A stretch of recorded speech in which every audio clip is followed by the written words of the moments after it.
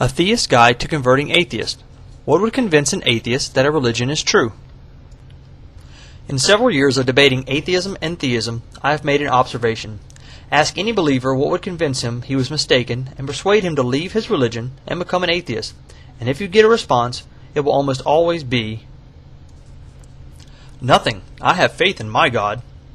Although such people may well exist, I personally have yet to meet a theist who would acknowledge even the possibility that his belief was in error. Many theists, by their own admission, structure their beliefs so that no evidence could possibly disprove them. In short, they are closed-minded, and have been taught to be closed-minded. In light of this, it's ironic that atheists are often accused of being the closed-minded ones. Fundamentalists very frequently claim that we have hardened hearts, we are dogmatic and irrational, and that we reject God based on preconceived bias. Such claims result from psychological projection, incapable of coping with the fact that there are some people who genuinely do not believe in their God. These theists simply deny that such people exist, and instead insist that everyone thinks the same way they do. Therefore, people who reach different conclusions than them must have some secret, ulterior motive for not believing. This is truly ridiculous, but unfortunately some people really believe it.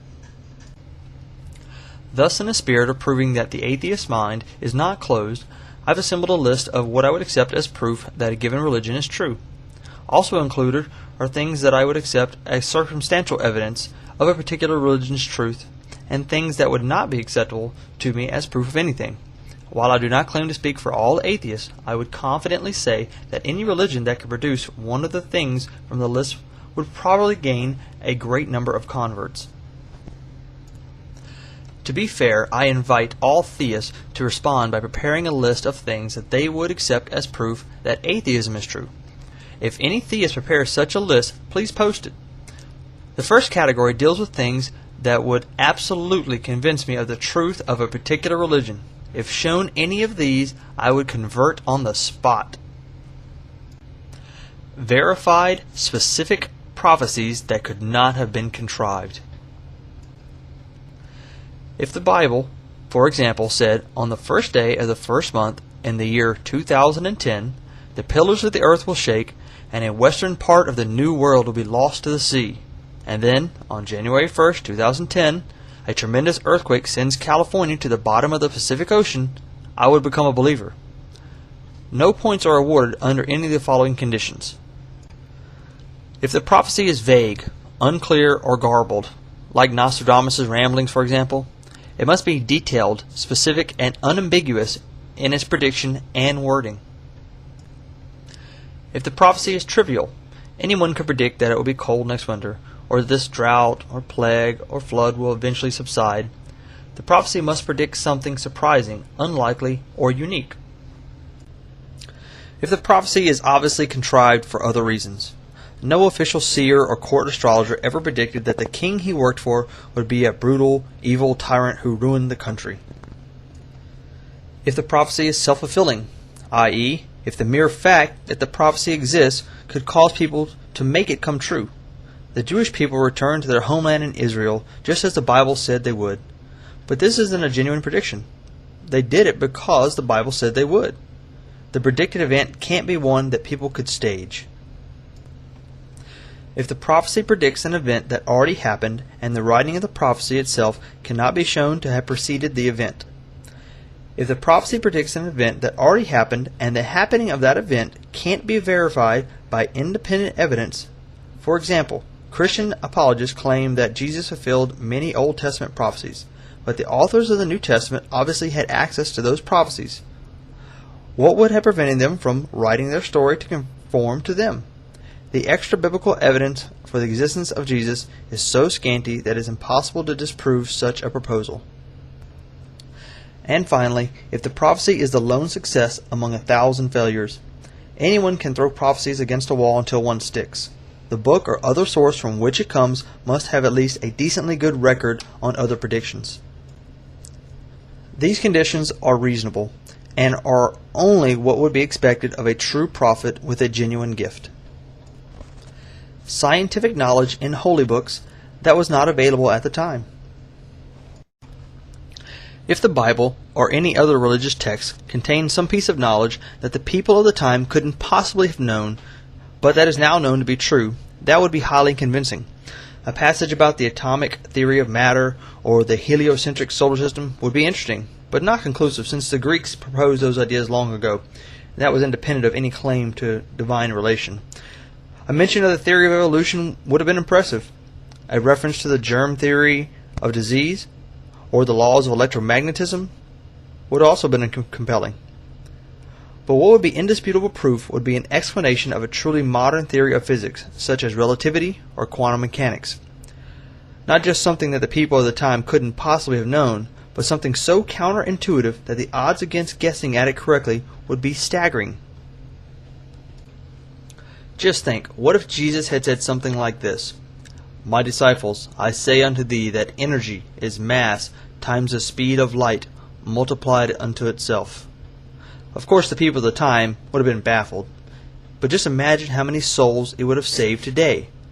As with the prophecy item, there must be independent verification that the piece of knowledge was written in text that existed well before it was actually discovered by science. Miraculous occurrences, especially if brought about through prayer. If cities condemned as sinful by preachers tended to explode in flames for no apparent reason, if glowing auras of holy light sometimes appeared around believers to protect them from harm, or if atheists, and only atheists, were regularly struck by lightning, this would be compelling proof. But it wouldn't have to be so dramatic. Even minor, but objectively verifiable miracles would do, especially if they could be invoked by prayer. If a hospital did a double-blind study to determine if intercessory prayer helps the sick, and it was discovered that only the patients prayed for by members of a certain religion experienced a dramatic, statistically significant increase in recovery rate, and this result could be repeated and confirmed, I would convert. This one shouldn't be so hard, especially for the Christians. After all, Jesus told them that they would be able to work miracles through prayer. Any direct manifestation of the divine. I'm not that hard to convert. I'll be happy to believe in God if He talks to me in person, as long as He does it in a way that I can be sure that I was not hallucinating. For example, in the presence of multiple reliable witnesses, none of which are in a highly emotional or otherwise altered state. Where are the voices speaking out of burning bushes or out of thin air? In the Old Testament times, Moses saw God so often he knew Him on a first-name basis. Why doesn't He do this today? Aliens who believe in the exact same religion.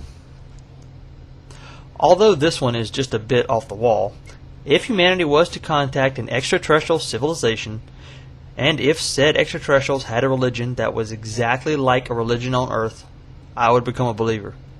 It would raise some interesting theological problems for Christians.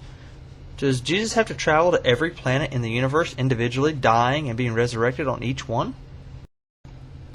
The second category deals with things that would not be conclusive, but that would count as circumstantial evidence.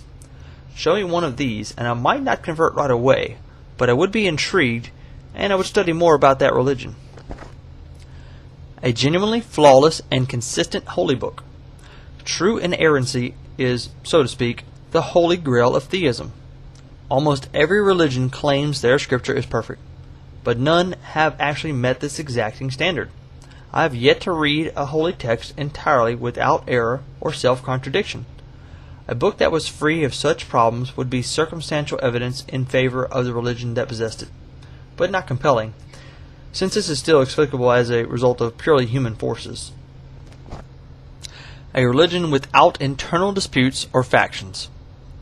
It seems reasonable to expect that if there existed a God that was interested in revealing itself to humanity and desired that we follow its commands, that God would write down whatever instructions it had to give us in a way that was only amendable to one interpretation. Thus, if a religion was true, we might expect that no factions or sects would form within it, and all members of that religion would speak with one voice regarding ethical and theological issues. Why the alternative scenario should ever hold for an inspired religion is not clear. Did God intend to communicate His message clearly, but fail to do so? However, since this could still be the result of human influence, it would only be circumstantial, not conclusive evidence in favor of a given religion's truth. A religion whose followers have never committed or taken part in atrocities. If a given religion's sacred text consistently promotes peace, compassion, and nonviolence, and if that religion's history reflects that fact, that religion would look much more attractive. Historically, almost every religion that has ever had the power to do so has persecuted those who believe differently, and I do not think it is likely that a morally good deity would allow his chosen faith's good name to be smeared by evil and fallible humans. The final category deals with things that would not convince me.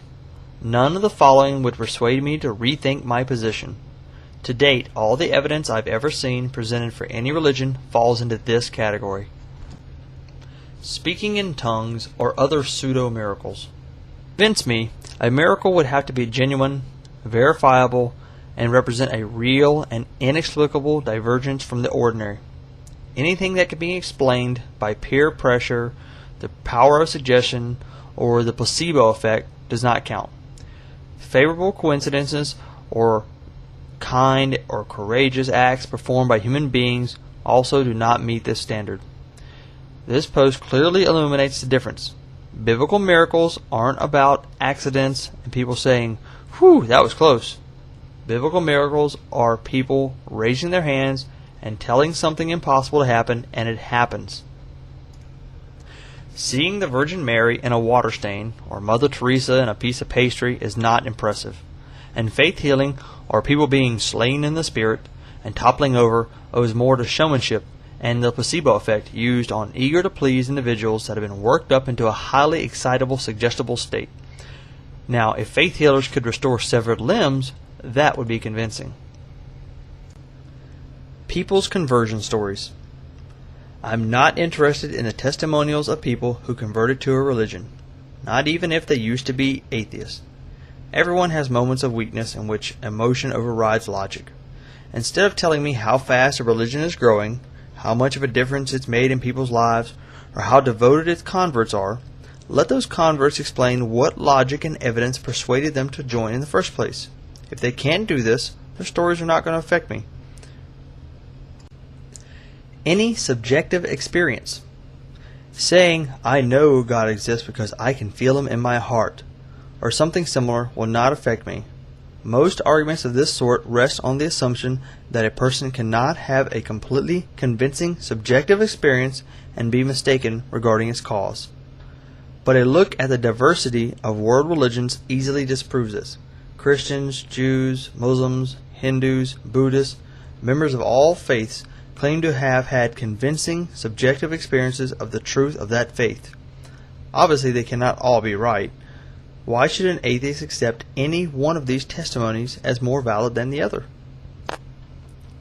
The Bible Code, or other numerological feats.